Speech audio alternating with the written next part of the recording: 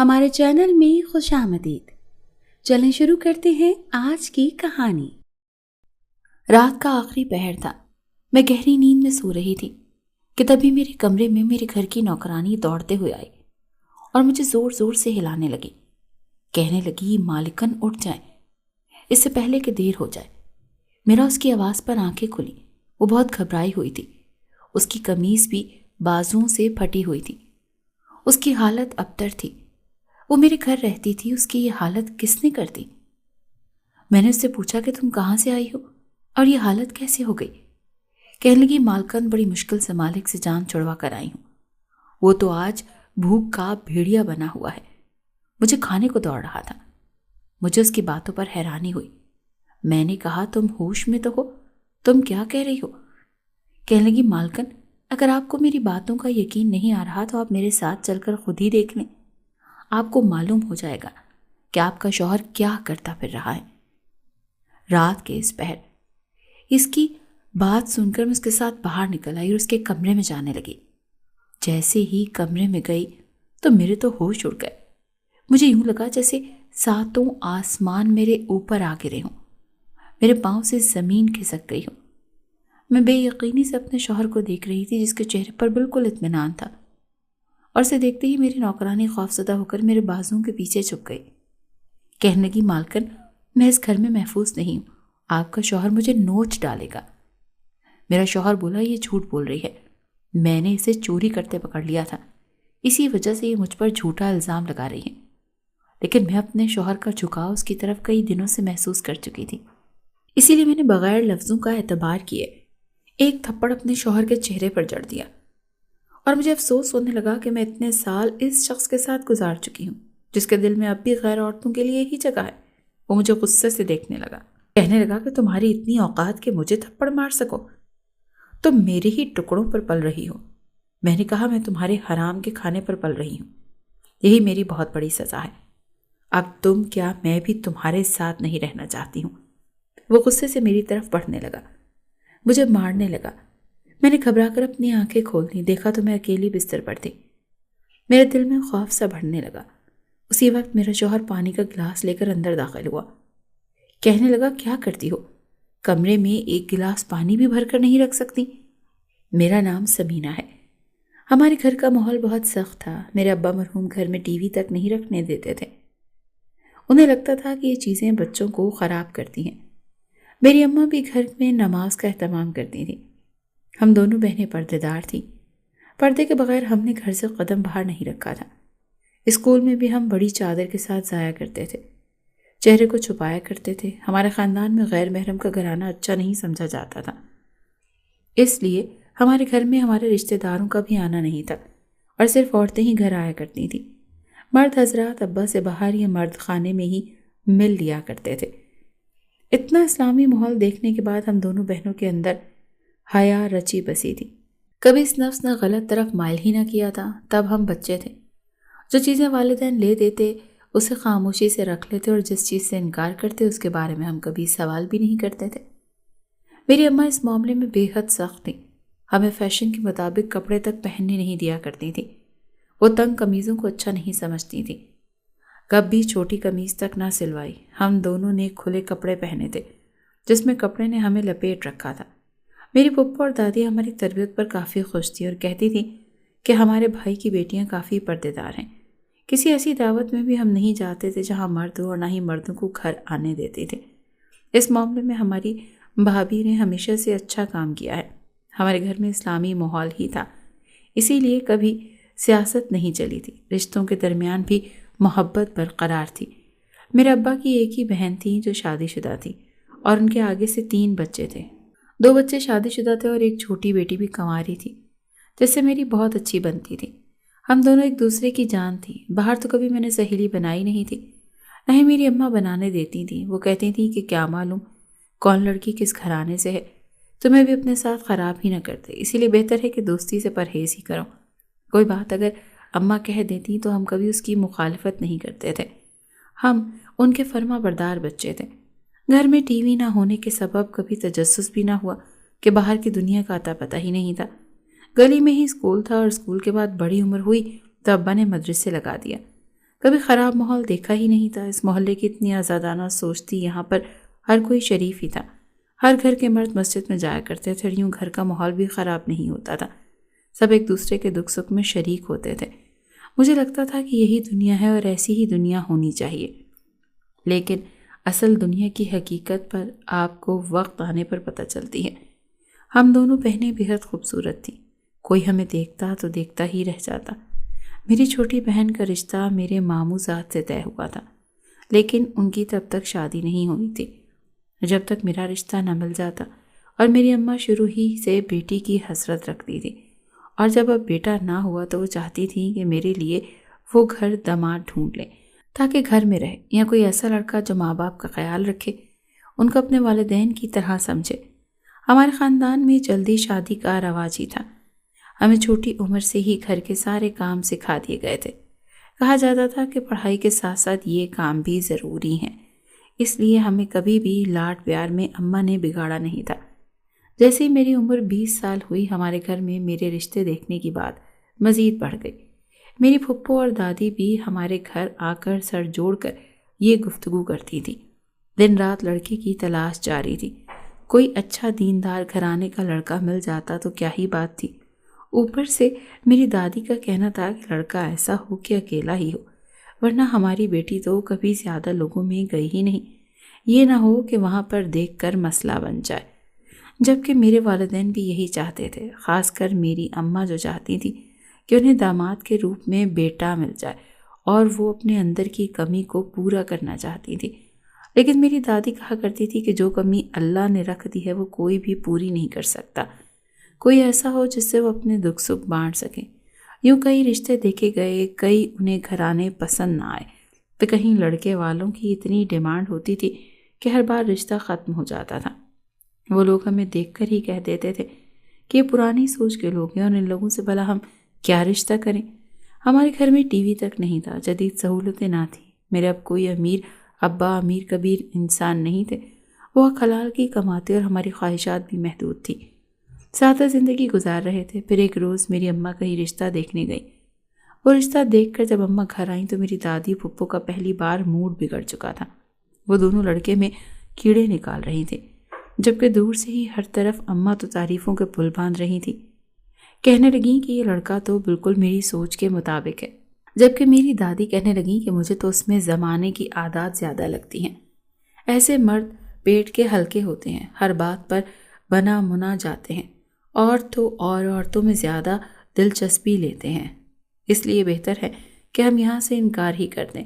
جبکہ میری اماں تو اس بات کا برا منا گئی، کہنے لگیں کہ یہ میری بیٹی کا معاملہ ہے، مجھے تو یہ لڑکا اپنی بیٹی کے لیے بے حد اچھا لگا ہے۔ یہ تو مجھے میری چھوٹی بہن شہلا نے بر دکھاوے کے دن ہی بتا دیا تھا کہ ہمارے ہونے والے دولہا بھائی اچھے خاصے دل پھینک ہیں، خاص طور پر جب وہ زنان خانے میں میری بہنوں اور بھابھیوں سے کھل کر ہنسی مذاق کر رہے تھے، تو ان کی یہ خصوصیت ابل کر گھر کی خواتین کے سامنے عیاں ہو رہی تھی۔ لیکن اماں کو ان کا یہ عورتوں سے مذاق کرنا اور خاندان میں گل مل کر رہنے کی نشانی لگی تھی، یا پھر ان کا اپنا بیٹا نہ ہونے کی کسی محرومی نے ان کے دل پر دستک دی تھی۔ اوپر سے وہ اتنا خوش شکل اور خوش اخلاق تھا کہ میری ماں وہیں پر اسے اپنا داماد مان چکی تھی، تبھی وہ کئی سالوں سے اپنے دل میں جاگنے والے اس بیٹا نہ ہونے کی محرومی کو بیٹے جیسے داماد پانے کی صورت میں بدلتا دیکھ رہی تھی۔ اسی لیے تو وہ فوراً ان کا ماتھا چوم کر ہاتھ میں 100 روپے کا نوٹ تھما کر چلی آئی تھی، جو ایک طرح سے رشتہ پکا کرنے کی ضمانت تھی۔ آخر اتنی جلدی بھی کیا تھی، ابھی تو پہلی بار دیکھنے ہی گئے تھے۔ اتنی جلدی سب گھرانہ میری دادی کو تو اچھا نہ لگا تھا۔ انہوں نے کہا کہ ہمیں تو لڑکے کے اخلاق میں کوئی جھول نظر آئے ہیں۔ پھپھو اماں اور بڑی امی کو اماں کی یہ حرکت بالکل پسند نہ آئی کہ بلا مشورہ انہوں نے اپنا حق رائے دہی فیصلے کے طور پر استعمال کر لیا، لیکن اس وقت وہ دونوں ہی خاموش رہیں۔ اماں کہنے لگیں کہ میری بیٹی کے جوڑ کا تو کوئی رشتہ خاندان میں نہیں ہے، کوئی اس سے بڑا ہے تو کوئی اس سے چھوٹا، آخر کو اس کی شادی تو کرنی ہے۔ اگر کوئی شریف عورت کا احترام کرنے والا مل جائے تو کیا ہی قباحت ہے، اور ویسے بھی جو مرد اور عورتوں سے باتیں کرتے ہیں وہ نازک دل کے ہوتے ہیں، ہمیں کوئی بدمعاش انسان تو نہیں چاہیے۔ اس لڑکے میں جو خوبیاں ہیں جو ایک داماد میں ہونی چاہیے۔ بردکھاوے سے واپسی پر گھر آتے ہی انہوں نے اماں کو آڑے ہاتھوں لیا اور ان کی اس حرکت پر انہیں خوب باتیں سنائیں۔ وہ تو ابا نے مداخلت کر کے بیچ بچاؤ کیا اور رشتے کو مناسب سمجھتے ہوئے ہمیشہ کی طرح اماں کی ہی طرفداری کی۔ میں دریچے سے لگی سب کی باتوں پر کان لگائے ہوئے کھڑی تھی۔ خاندان کے مردوں میں سبھی کا کہنا تھا کہ لڑکا برسر روزگار ہے، تعلیم بھی ٹھیک ہے اور باپ بھائی بھی نیک نام ہے، لیکن جو خاندان کی خواتین بڑ دکھاوے میں گئی تھیں ان کی مختلف رائے تھی۔ کوئی کہہ رہا تھا کہ لڑکا مجھ سے زیادہ خوش شکل ہے، کوئی مجھ سے زیادہ ہسمکھ گردان تھا، اور کوئی کہتا کہ جس مرد کی مردان خانے میں بولتی بند ہو اور زنان خانے میں ہنسی ٹھٹا چلتا ہو، اس کی عورت کی زندگی جلاپے سے کٹھن ہوتی ہے اور صبر شکر کے آنسو پیتے ہی گزرتی ہے۔ یہ تمام باتیں میرے دل میں عجیب سے وسوسے پیدا کر رہی تھیں، کہیں وہ زیادہ مغرور نہ ہو، جبکہ میری دادی کا کہنا تھا کہ اس قدر خوش شکل انسان اور روزگار بھی ہے، اوپر سے اس کی عورتوں سے باتیں کرنے کی عادت بھی بڑی خراب ہے۔ یہ نہ ہو کہ کل کو اس کے کردار کے بارے میں ہمیں نظر رکھنی پڑ جائے۔ بیٹیوں کا گھر ہے، ہلکے کردار کا داماد لائیں گے تو ساری زندگی پچھتانا پڑے گا۔ زندگی کے اس اہم سفر کی ابتدا خدشات سے شروع ہوتی دکھائی دے رہی تھی، لیکن اماں تو اس لڑکے کے اخلاق اور کردار پر واری صدقے جا رہی تھی، اور ابا ہمیشہ سے ہی میری اماں پر، لہٰذا میرا رشتہ اس انجان شخص سے طے ہو گیا اور 6 ماہ بعد ہی شادی بھی ہو گئی۔ اس شخص سے پہلے میرے دل میں کئی خدشات تھے جس کو شادی کے بعد مہر لگ گئی تھی۔ میری بہن تو بار بار مجھے چھیڑا کرتی تھی، کبھی بھی ہمارے گھر میں مردوں سے اتنی بے تکلفی نہ رہی تھی، لیکن اب نہ جانے اماں کو کیا ہو گیا تھا، جو کبھی کسی کا داخلہ گھر میں ہونے نہ دیتی تھی وہ آئے روز اپنے ہونے والے داماد کو گھر بلا لیا کرتی تھی۔ میری بہن بھی اپنے بہنوئی سے کافی دوستانہ تھی، یہاں تک کہ وہ مجھے کہتے بھی لگایا کرتے تھے کہ جب ابا جاتے ہیں تو اس کی زبان جیسے سل جایا کرتی تھی۔ اس 6 ماہ کے دوران شکیل صاحب نے ہمارے گھر کے کم از کم 36 چکر لگائے، اور بقول میری چھوٹی بہن کے یہ چکر انہوں نے میرا دیدار کرنے کو کاٹے تھے۔ لیکن خاندانی روایات اور مشرقی طرز کے امین گھرانوں کی لڑکیاں اس زمانے میں منگیتروں سے پردہ کرتی تھیں، سو میں نے بھی ان روایات کا پاس رکھا اور شادی کی رات ہی پہلی بار اپنا گھونگھٹ شکیل احمد قریشی کے آگے اٹھایا۔ میری شادی کے ساتھ ہی میری بہن کی رخصتی بھی ہو گئی تھی۔ ان کا نکاح تو ان کے بچپن میں ہی ہو چکا تھا، جبکہ یہ سب تجربہ میرے لیے نیا تھا۔ میں سنجان شخص کے ساتھ ساری زندگی گزارنے والی تھی، جس کو خاندان والوں کے لاکھ انکار کے باوجود میری ماں داماد بنا چکی تھی۔ اس کا یوں گھر میں عورتوں سے ہنس کر گفتگو کرنا مجھے کام اچھا نہ لگتا تھا، لیکن میں اس ڈر سے کبھی نہیں کہہ نہ پائی تھی کہ کہیں وہ برا ہی نہ منا جائے اور اس بات کو لے کر ساری زندگی ہمارے درمیان اختلاف نہ رہے۔ شادی کے شروع میں تو میں ایسی انبن نہیں چاہتی تھی، جبکہ ہمارے گھر کی عورتیں تو ان کی باتوں کی دیوانی ہی ہو گئی تھیں۔ ہر محفل میں انہیں بلایا جاتا تھا جیسے وہ محفل کی جان ہو۔ ہر عورت قہقہہ لگاتی تھی سوائے وہ اپنی عورت کے، ہر عورت کو خوش رکھتے تھے۔ میرے چہرے پر تو کبھی مسکراہٹ نہیں آئی، انہوں نے کبھی کوئی ایسی بات ہی نہیں کی جب میں قہقہہ لگا سکوں۔ وہ ہمیشہ ایسی باتیں کرتے کہ میں سوچ میں پڑ جایا کرتی۔ میری ماں تو یہ کہہ رہی تھی کہ تمہارے تو نصیب کھل گئے، لیکن میں سوچنے کی کوشش میں تھی کہ میرے نصیب کیسے کھلے۔ میرے چہرے پر تو مسکراہٹ تک نہ تھی، نہ ہی میرے دل میں خوشی تھی۔ وہ میرے علاوہ گھر کی ہر عورت سے بات کر رہے تھے، کبھی کسی کے جوڑے کی تعریف کرنے لگتے تو کبھی کسی کے چہرے کے کسی نقش کو شاعری میں کسی بری سے ملا دیتے۔ مبالغہ آرائی میں تو ان کا کوئی ثانی نہیں تھا۔ سب عورتیں مجھے کہنے لگیں کہ بہن تم تو بہت ہی خوش قسمت ہو، تمہارا شوہر اتنے کھلے الفاظ میں تمہاری تعریف کرتا ہے، بلکہ سب کی تعریف کرنے والا ہے۔ اور ایسے عورتوں کی تعریف کرنا آتی ہے، اور وہی شخص تھا جو باہر دوسروں کو تو بڑے بڑے سبق پڑھاتا تھا لیکن خود ان پر عمل نہیں کرتا تھا۔ وہی بات گھر کی مرغی دال برابر۔ ابتدا شادی کے بعد انہوں نے تو میری خوبصورتی اور نیک سیرتی کی شاید تعریف بھی کی، لیکن نہ جانے مجھے کیوں لگتا تھا کہ وہ میری تعریف کے بجائے اپنی ہی تعریف کر رہے ہیں۔ جیسے وہ کہتے ہیں کہ میرے دراز قد کے مقابلے تمہارا پستہ قد ہونا دراصل ہمارے خوبصورت ازدواجی جوڑے ہونے کی نشانی ہے۔ یہ تمہاری سانولی رنگت اور سادے نین نقش میرے گورے رنگ اور ستواں ناک پر بھاری دکھائی دیتے ہیں۔ شادی کے پہلے دن کے بعد سے ہی مجھے ان کی ستائش بھلی نہ لگی، بلکہ ان کی شخصیت کے کچھ پہلوؤں پر دلی اطمینان بھی نہ ہوا۔ میری بہن امید سے تھی، گھر میں خوشیاں پھر سے لوٹ آئی تھیں۔ میرے والدین جو میری جانب سے تھوڑے اداس ہو گئے تھے وہ پھر سے خوش ہو گئے۔ آخر میں یہ خوشیاں ہونے پھر سے جوان کر رہی تھیں۔ وہ میری طرف سے بھی یہ خوشی دیکھنا چاہتے تھے، لیکن اللہ کو جو منظور۔ کبھی میری والدہ نے سوال نہیں کیا تھا، ہم دونوں کا فرض ادا کر چکے تھے۔ ہم دونوں ہی اپنے گھروں پر خوش تھیں۔ 9 ماہ میں زیادہ تر اپنی بہن کے پاس رہتی، اس کا خیال رکھتی تھی۔ اس کا شوہر بہت کم سامنے آتا، سلام سے زیادہ بات نہ کرتا، جبکہ میرا شوہر ہمارے بیچ ہی گھس کر بیٹھ جاتا۔ مجھے یہ سب اچھا نہیں لگا تو میں نے بہن کے گھر جانا ہی چھوڑ دیا۔ اس کے سسرال والوں کو یہ بات بری نہ لگ جائے، اللہ نے اسے ایک بیٹے سے نوازا تھا۔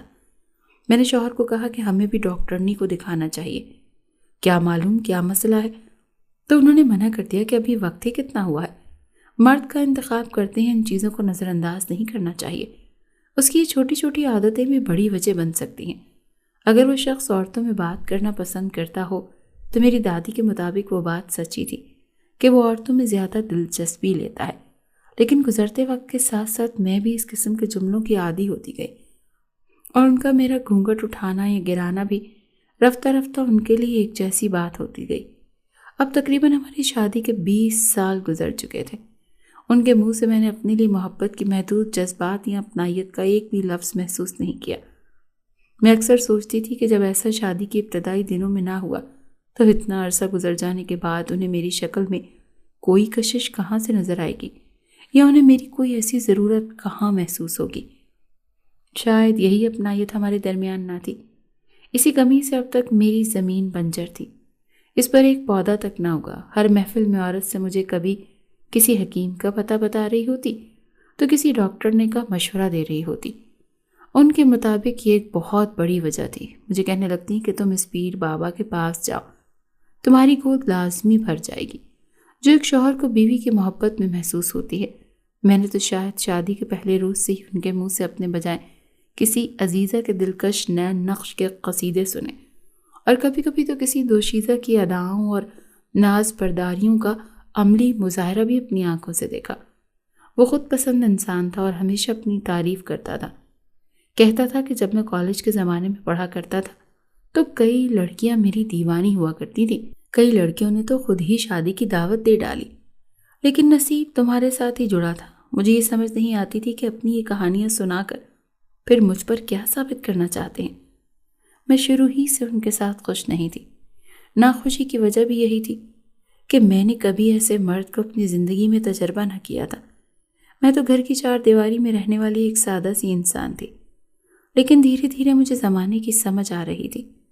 میرا شوہر بہت زیادہ سوشل تھا، اس کی وجہ سے مجھے کئی لوگوں سے ملنا پڑتا تھا۔ ایسا لگتا تھا کہ انہیں کسی بھی قسم کی کشش تو مجھ میں کبھی نظر ہی نہیں آئی۔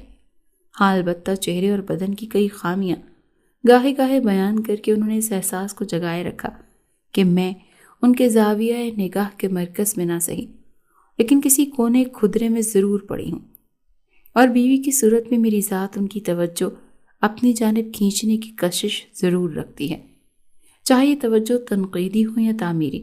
مجھے اس سے غرض اس لیے زیادہ محسوس نہیں ہو سکی جب تک میری اماں حیات رہیں، وہ اپنے داماد کے ہی گن گاتی رہیں۔ حالانکہ میرا دوسرا بہنوئی بھی تھا، لیکن اماں نے کبھی ان کے اتنے کھلے الفاظ میں تعریف نہیں کی تھی، ہمیشہ ان سے شکوے ہی کیے تھے کہ وہ ان سے ملنے نہیں آتے، جبکہ میرے شوہر تو ہر ہفتے میرے ماں باپ سے ملنے پہنچے ہوتے تھے۔ ان کی عادت مجھے بھی کہیں اچھی لگتی تھی۔ اتنے سال میں نے ان کے ساتھ اسی وجہ سے گزار دیے کہ میرے شوہر نے میرے والدین کا احترام کیا تھا۔ میرا سسرال میرے مائکے سے مختلف تھا، یہاں گانے فلمیں کھلے عام دیکھی جاتی تھی۔ کئی بار میں شرم سے نظریں جھکا دیتی۔ میرے شوہر نماز کے اتنے خاص پابند بھی نہیں تھے۔ میرے شوہر سرکاری ملازم تھے اور اس نے کبھی مجھے کسی چیز کی کمی نہیں ہونے دی تھی، یہاں تک کہ وہ میرے والدین کو بھی خوش ہی رکھتا تھا۔ مجھ سے زیادہ پرواہ وہ کرتا تھا، لیکن پھر بھی میں خوش نہیں تھی۔ زندگی کے اتنے سال گزر گئے، میں نے خود پر توجہ دینا ہی چھوڑ دی۔ میں خود کو ویسے بنا چکی تھی جیسے میں انہیں پسند تھی، لیکن کبھی بھی انہیں پسند نہ آئی۔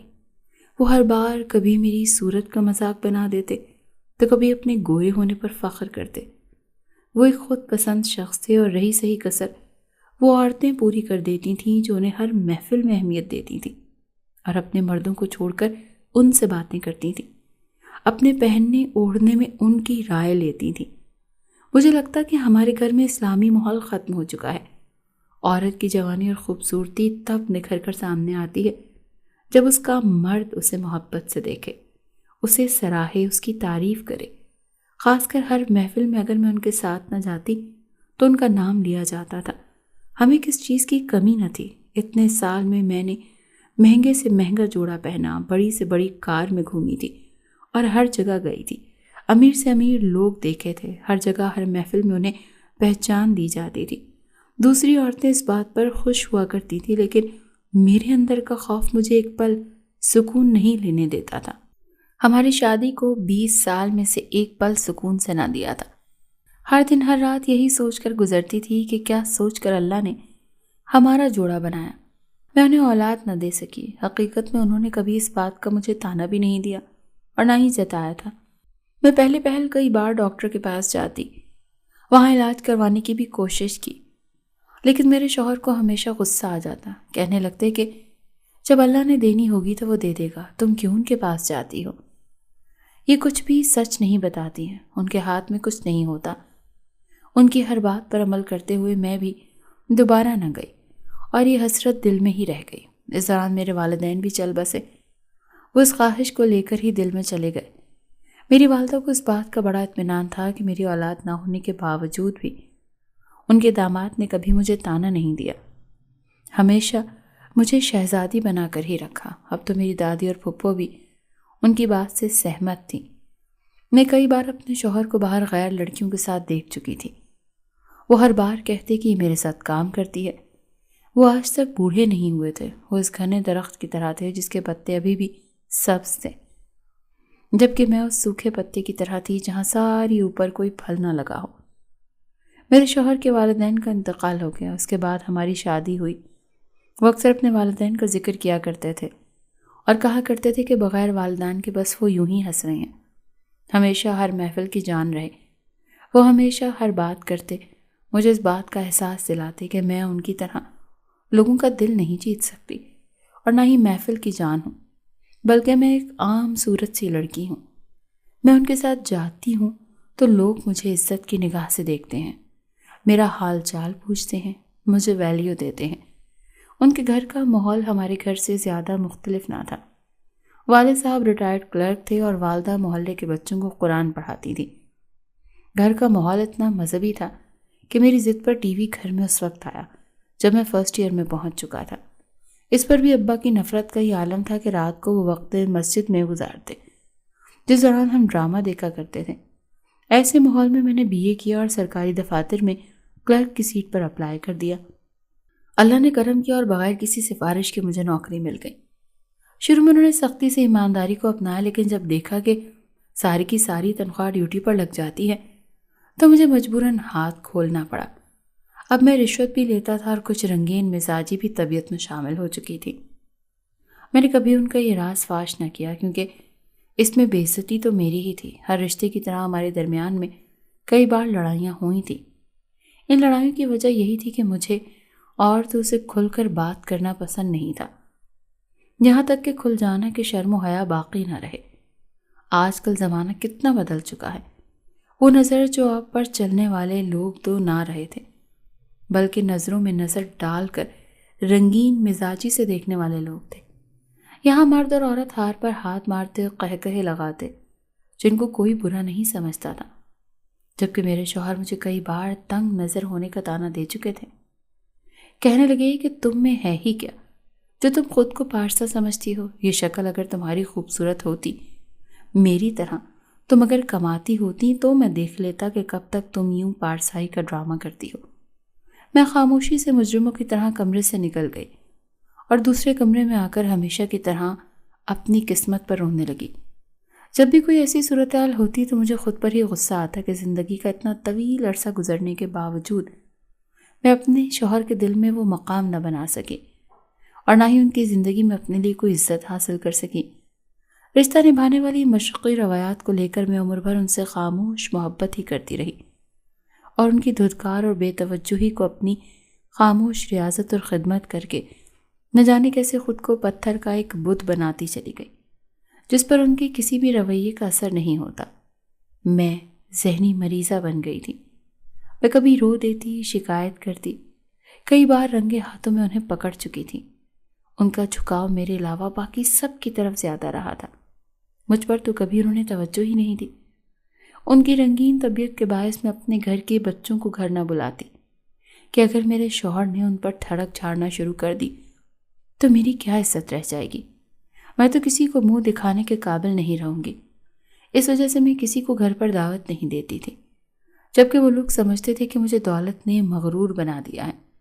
میری ساری رات اسی تعصف میں گزر گئی کہ وہ دنیا کی ہر نعمت پانے کے باوجود خود کو وقت کے ساتھ تبدیل نہ کر سکیں، نہ ہی اپنے مزاج اور طبیعت کے ٹھرکی پن کو قابو کر سکیں۔ نہ جانے کیوں اس رات مجھے یہ احساس شدت سے ہو رہا تھا کہ اس طویل ازدواجی سفر میں کہیں نہ کہیں مجھ سے بھی کچھ زیادتی ہو گئی ہے۔ شاید میں اپنے شوہر کو پہچان نہیں پائی۔ مجھے اس کے سفر کے آغاز سے ہی اب تک کا ہر دن کسی فلم کی طرح آنکھوں کے سامنے چلتا محسوس ہو رہا تھا۔ میری شادی شدہ زندگی کے ابتدائی سفر میں ہر اطراف کے لوگوں کی سنگن نے دل میں اندیشے اور بے اعتباری کے بیج بو ڈالے تھے، جس نے میری ازدواجی زندگی کو کبھی پھلنے پھولنے نہیں دیا، اور میرے اندر روایات میں جکڑی اور محرومی کے بندھن میں ایک عورت نے مجھے ہمیشہ شکیل احمد قریشی کے سامنے ایک احساس محروم بیوی کو پیش کیا، جبکہ ان کے دل کا خلا بھرنے کے لیے انہیں ایک محبوبہ کی بھی ضرورت تھی، یا صرف ایک ایسی عورت کی ضرورت تھی جو اپنے فن تخلیق سے شادی کے بعد شکیل احمد جیسی محرومیت کے مارے شخص کو نیا جنم دے سکتی۔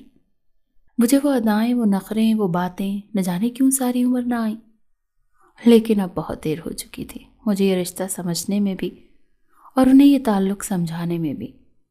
انہیں گزرے لمحوں کو سوچتے سوچتے نہ جانے کب میری آنکھ لگ گئی۔ خواب میں کئی بار اپنے دل کی بھڑاس نکال دیتی تھی۔ مجھے کئی عورتیں آ کر میرے شوہر کی شکایت لگا جاتی تھیں، میں خاموشی سے سن لیتی تھی۔ میں اپنے شوہر پر برستی رہی۔ وہ حیرانی سے دیکھنے لگے۔ میں نے کہا، جب آپ میرے قریب آتے ہیں تو آپ کے پاس سے غیر عورت کی خوشبو آتی ہے۔ میری آنکھوں سے آنسو جاری ہونے لگتے ہیں۔ وہ کئی بار راتوں کو گھر سے غائب رہتا تھا۔ مجھ سے تو وہ پہلے دن سے بیزار تھا۔ نہ جانے اس نے اپنی پسند کی عورت سے شادی کیوں نہ کر لی۔ مرد شادی کے لیے ایک روایتی گھریلو عورت کا انتخاب کرتا ہے، دوسری طرف اسے وہ عورت بھاتی ہے جو شوخ، چنچل، آزاد خیال، رنگین تتلی کی طرح ہر سوسائٹی میں موو کرنے والی ہو، جس کے ساتھ رہنا، موبائل پر ساری ساری رات چیٹ کرنا پسند ہو۔ لیکن اسے وہ اپنی نسل نہیں چاہتا۔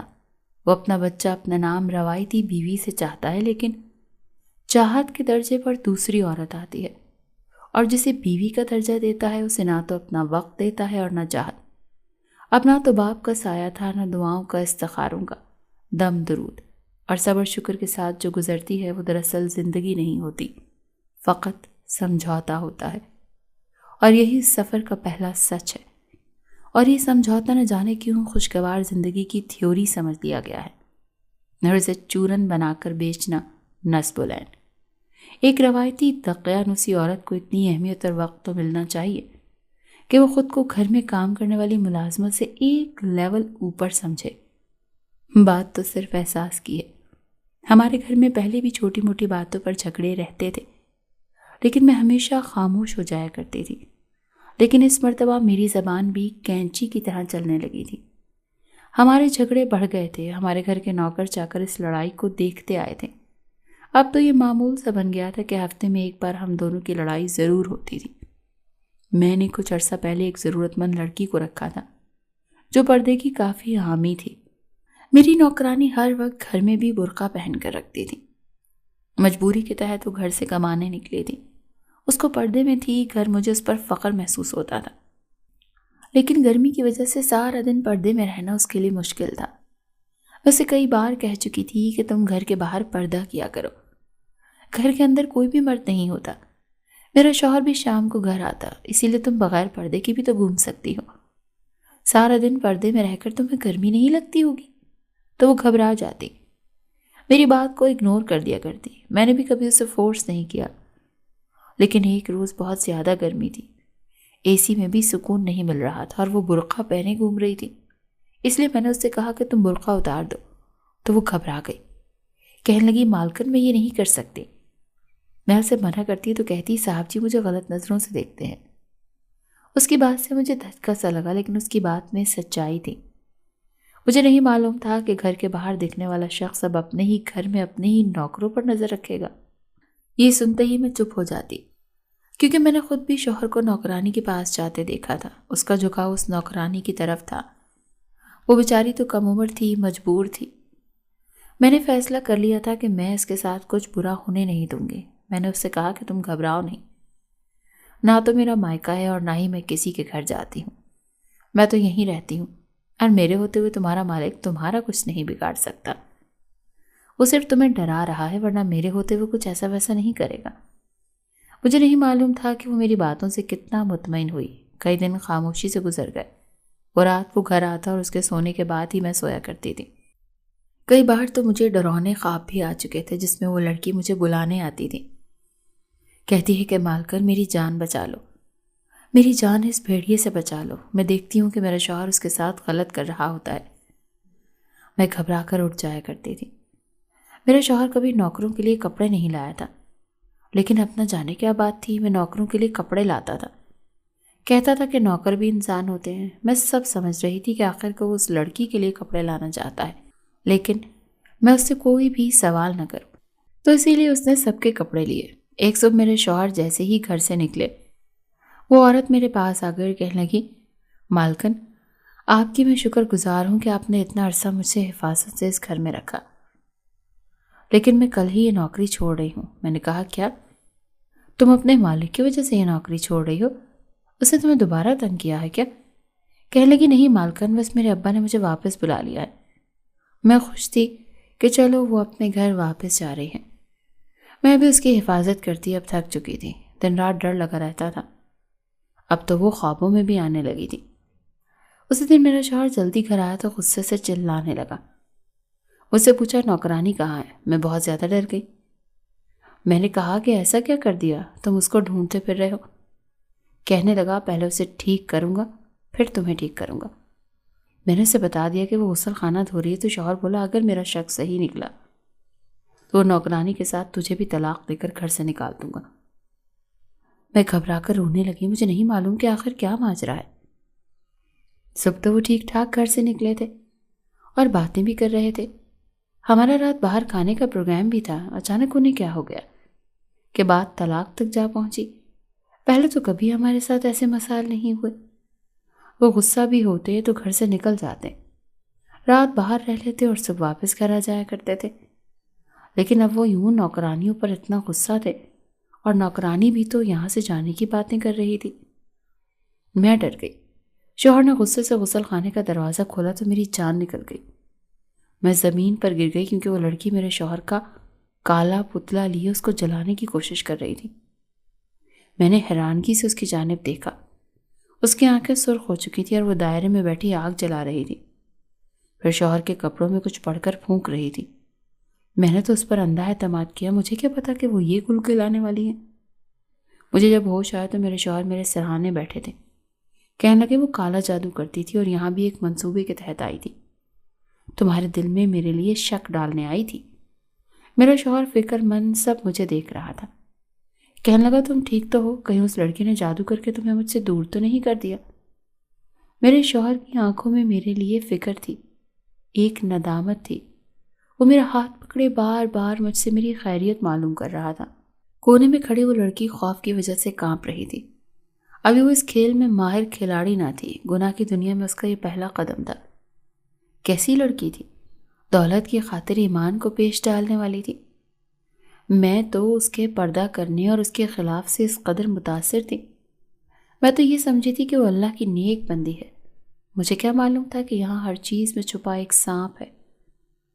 میں اس لڑکی کے پاس گئی، اس کے منہ پر تھپڑ مارا۔ میں نے کہا، میری تمہیں اپنی چھوٹی بہن سمجھتی تھی، تم پر میں نے اعتماد کیا، تمہاری خاطر میں اپنا گھر تک تباہ کرنے والی تھی، لیکن تم نے میرے ساتھ کیا کیا؟ تم میرا ہی گھر چھیننے آئی تھی۔ تم نے مجھ سے اتنا جھوٹ کیوں بولا؟ وہ رونے لگی۔ میرے تھپڑ کھاتے ہی وہ زمین پر گر گئی۔ کہنے لگی، میں شروع ہی سے غریب رہی ہوں، کھانے کو روٹی نہیں تھی۔ جب میں اس گھر پر آئی تو پہلے مالک کا جھکاؤ میری ہی طرف تھا۔ میں نے کہا، کیوں نہ اس کو آزما لیا جائے، اسی لیے میں گھر پر جادو ٹونے کرنے لگی۔ تمہارے خوابوں میں آ کر تمہیں بار بار حقیقت سے روشناس کرنے لگی اور تم میری باتوں پر یقین بھی کر چکی تھی، کیونکہ میں تمہیں کئی تعویذ کھول کر پلا چکی تھی۔ میں اس گھر پر قبضہ کرنا چاہتی تھی، تمہارے شوہر پر قبضہ کرنا چاہتی تھی۔ میں اس دولت کو لینا چاہتی تھی تاکہ پھر میرے گھر سے غربت ختم ہو جائے۔ میں تمہارے شوہر پر تعویذ کرنے کے لیے رات کو اٹھ کر آگ جلاتی تھی۔ میں روز بابا سے تعویذ لے کر آتی تھی۔ میں نے آپ کے جائز پتلا بھی بنا لیا تھا اور آپ کے شوہر کے کپڑوں پر تعویذ کرنے لگی تھی۔ پڑھ پڑھ کر سوئیاں ڈالتی تھی، جس سے آپ دونوں میں روز بروز فاصلہ بڑھتا جا رہا تھا۔ لیکن کل آپ کے شوہر نے مجھے یہ سب عمل کرتے دیکھ لیا۔ جب وہ واپس آئے تو انہیں پتہ چلا کہ میں کالا جادو کرتی ہوں اور میں آپ لوگوں کے گھر کو تباہ کرنا چاہتی ہوں۔ وہ رو رہی تھی جبکہ میں تو سر تھام کر بیٹھ گئی۔ مجھے ابھی تک اپنے کانوں پر یقین نہیں آ رہا تھا۔ میں نے کہا تم اس گھر سے دفع ہو جاؤ۔ میرے شوہر نے اسے کافی ڈرا دھمکا دیا، اس گھر سے نکل گئی تھی۔ نہ جانے اب اس کا کیا ٹھکانہ تھا۔ میں خاموشی سے کمرے میں بند ہو گئی۔ میں کسی سے کوئی بات نہیں کرنا چاہتی تھی۔ میرے ساتھ اتنا بڑا دھوکہ ہو گیا تھا۔ یہ سب دھوکے کی وجہ ہی تھی۔ شوہر نے مجھے کبھی وہ اعتماد نہ دیا کہ میرے دل میں شک پیدا نہ ہو۔ انہوں نے میرے علاوہ ہر غیر عورت کو بچایا، اس کی طرف اپنا جھکاؤ کیا، تو یہ شک ہونا میرا فطری عمل تھا۔ میرے شوہر نے آ کر مجھ سے معافی مانگی اور کہنے لگا میں بھٹک گیا تھا، مجھے نہیں معلوم تھا کہ میں غلط راستہ اختیار کر چکا ہوں۔ بولے کہ میں نے تم سے ساری زندگی ایک حقیقت چھپائی ہے۔ میں حیران تھی کہ آخر اب کون سی حقیقت مجھ سے چھپ چکی ہے۔ پہلے ہی اتنا کچھ برداشت کر چکی ہوں، آخر کو کیا سننا تھا۔ میں نے کہا آپ بھی بولنے لگے کہ میں بچہ پیدا نہیں کر سکتا۔ جب تم سے میری شادی ہوئی یہ حقیقت میں جانتا تھا، لیکن مجھے یہ ڈر تھا کہ تم یہ حقیقت نہ جان جاؤ۔ میرے اندر ایک احساس کمتری تھا کہ کوئی عورت مجھے پسند نہیں کر سکتی، یا تم بھی مجھے حقیقت جان کر چھوڑ جاؤ گی۔ اس وجہ سے میں عورتوں سے گھلنے ملنے لگا۔ اپنے احساس کمتری کو ختم کرنے کے لیے میں محفل کی جان بن جاتا تھا۔ انہی دو چار تعریفی جملے بول دیتا تو وہ جو گھر میں شوہر کی ڈانٹ ڈپٹ سن کر آتی تھی، ان کے چہرے کھل جاتے تھے۔ عورت کو اپنی تعریف پسند ہے، پر چاہے وہ غیر مرد کے منہ سے ہی کیوں نہ ہو۔ تم ان سب سے الگ تھیں، اس وجہ سے میں تمہیں ہمیشہ ایک فاصلے پر رکھتا تھا۔ جس دن یہ فاصلے ختم ہو گئے مجھے لگتا تھا کہ تم میری حقیقت جان جاؤ گی۔ میں نے کہا کہ آپ نے مجھے بہت غلط جانا۔ آپ بچے پیدا نہیں کر سکتے تھے، اس میں آپ کا قصور نہیں ہے، یہ قدرتی طور پر ہے۔ وہ مرد ہوتے ہیں جو عورت کو اس وجہ سے چھوڑ جاتے ہیں۔ عورت تو مرد کے ساتھ ساری عمر وفا نبھا لیتی ہے۔ میں اف تک نہ کرتی اگر آپ مجھے حقیقت بتا دیتے، میں کبھی اس بات کی شکایت نہ کرتی۔ آپ نے ساری عمر مجھے زخم دی ہیں، آپ کو نہیں معلوم کہ آپ کا یوں مجھ سے اجنبیوں جیسا رویہ رکھنا مجھے کتنی تکلیف دیتا تھا۔ میں اندر سے کٹ کر روتی تھی۔ میری بات پر افسوس سے سر جھکا کر بیٹھ گئے۔ کہنے لگے مجھے اپنے کیے پر شرمندگی ہے، اور اس کا احساس مجھے اب ہوا ہے جب کوئی تیسرا آسانی سے ہمارے بیچ میں شک کی دیوار کھڑی کر گیا۔ وہ عورت غریب گھرانے سے تھی، لیکن یہاں آ کر امیری دیکھ کر اس کا دماغ پھٹک گیا۔ وہ تعویذ وغیرہ کرنے والوں کے پاس جاتی تھی اور ان سے عمل سیکھنے لگی تھی۔ اس کا مجھے اندازہ نہ ہوا۔ میں سمجھتی تھی کہ وہ اپنے کسی رشتہ دار سے ملنے جاتی ہے۔ میرے شوہر کے گھر آتے ہی وہ نکل جاتی۔ مجھے لگتا ہے وہ میرے شوہر کے ڈر کی وجہ سے کسی سے ملنے جا رہی ہے، لیکن اصل میں تو وہ تعویذ کا جادو کرتی تھی، اور اس نے آرام سے میرے شوہر کے کپڑے اور اس کے استعمال کی چیزوں پر جادو کرنا شروع کر دیا۔ میرا اندھا اعتماد ہی تھا کہ میں نے اس پر اعتماد کرنا شروع کر دیا۔ غصہ اعتماد کا نتیجہ یہ نکلا کہ وہ ہماری جڑیں ہی کھوکھلی کرنے لگے تھے۔ آج کل کی دنیا میں کوئی بھی شخص اعتبار کے قابل نہیں ہے۔ ہر شخص موقع کا فائدہ اٹھا کر آپ کو کب تنہا کر دے، اس کا آپ کو اندازہ بھی نہیں ہوتا۔ لیکن کہتے ہیں نا کہ ہر کے بعد اچھا بھی ہوتا ہے۔ یہ جھٹکا ملنا شاید ہم دونوں کے لیے ضروری تھا۔ ہمارے رشتے میں جو عمر بھر کی دراڑیں تھیں وہ بھر چکی تھیں۔ میرے شوہر کے ذہن میں جو فطور تھا وہ ختم ہو چکا تھا۔ ہم دونوں اب ہنسی خوشی رہنے لگے تھے۔ انہوں نے کبھی پھر غیر عورت کی تعریف نہیں کی، نہ ہی کبھی میرے سے لاپرواہی برتی۔ ہم دونوں اچھا وقت گزار رہے تھے۔ ضروری نہیں کہ بڑھاپے کے سہارے کی ضرورت صرف اولاد کو ہی ہو، آپ کو ایک دوسرے کی ضرورت بھی ہوتی ہے۔ ایک دوسرے کا سہارا بن جائیں تو کبھی تیسرے کی ضرورت نہیں رہتی۔ زندگی کے کئی موقعوں پر مجھے لوگوں نے کہا کہ تم ہمارا بچہ پال لو، تم کوئی بچہ کیوں نہیں لے لیتی؟ لیکن میں نے کبھی اس پر توجہ نہیں دی۔ جس کمی کو اللہ نے ہمارے اندر رکھ چھوڑا ہے، اس کمی کو میں بناوٹی چیزوں سے کیسے پورا کر سکتی تھی؟ میری ممتا اس قدر ٹھنڈی نہ ہوتی، معمولی معمولی چیزیں بڑے بہترین سبق سکھا جاتی ہیں اگر غور کیا جائے تو۔ آج کچھ ایسا ہی میرے ساتھ ہوا۔ چائے چھان کے بھرتے ہوئے ذہن اس چھاننے والی جالی پر مرکوز ہوا کہ ہم چائے جیسی معمولی چیز کو بھی چھان کر بھرتے ہیں تاکہ پتی یا کچرا نہ آ جائے، تو ہم اپنے اتنی قیمتی دماغ کے لیے یہ فارمولا کیوں استعمال نہیں کرتے؟ بغیر چھانے ہر قسم کی بات اور گند دماغ میں کیوں داخل ہونے دیتے ہیں اور اپنا اور دوسروں کا ذہنی سکون برباد کر دیتے ہیں؟ اور خیالات کی اس پراگندگی کے نقصانات جسمانی صحت پر بھی اثر انداز ہوتے ہیں اور ذہنی نظام بھی مفلوج ہوتا ہے، تو جسمانی نظام بھی درہم برہم ہو جاتا ہے۔ لہٰذا ایک فلٹر دل و دماغ پر بھی قائم رکھیں جہاں سے صحیح اور کارآمد باتیں اندر جائیں اور وہی برآمد ہو۔ اضافی کچرا باہر پھینک دیا کریں، ورنہ وہ آپ کو ڈپریشن کے دلدل میں دھنسا دے گا۔ یہ وہ نسخہ ہے جس سے آپ کی زندگی بھی پرسکون گزرے گی اور دوسروں کی بھی۔ اس کے علاوہ ورزش اور مکمل بھرپور نیند بھی دماغی صحت کے لیے ضروری ہے۔ صحت مند ذہن اور دماغ عموماً پرسکون ہوتے ہیں۔ ذہنی سکون مطمئن زندگی کی اولین شرط ہے اور اس سے رشتوں کا حسن بھی برقرار رکھنے میں مدد ملتی ہے۔ دنیا میں اگر کسی چیز کو پہلی فہرست میں رکھنا ضروری ہے تو وہ آپ کا ذہنی سکون ہے، باقی سب چیزیں عارضی ہیں۔